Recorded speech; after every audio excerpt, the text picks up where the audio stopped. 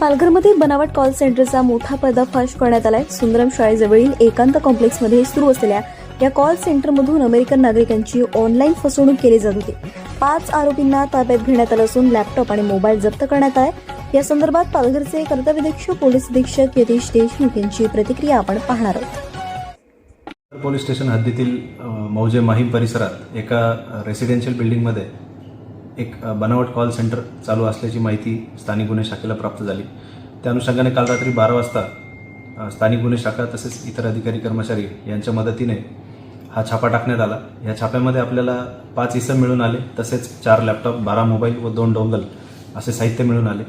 मिळून आलेल्या इसमांपैकी भरत लोकू लालवानी वय वर्ष 35 राहणार मीरा रोड ठाणे, रोहित राजेंद्र निंबाळकर वय वर्ष 29 राहणार हवेली जिल्हा पुणे, रोहित मिलिंद झोरे वय वर्ष 23 राहणार मीरा रोड ठाणे, अमरदीप अंग्रेज गिल राहणार भाईंदर ठाणे, तसेच सागर बलदेव पठाडिया हा राहणार सुरत राज्य गुजरात असे 5 जण आपल्याला त्या ठिकाणी मिळून आले।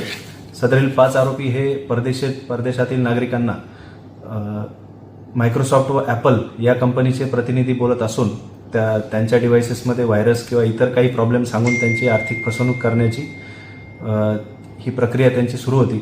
व त्या अनुषंगाने आपण पालघर पोलीस स्टेशन येथे BNS कलम 318(2), 319(2), 336, 338, 340(2), 61(2) तसेच IT ॲक्ट 66(ड) व 66(क) असा याप्रमाणे गुन्हा दाखल करण्यात आला।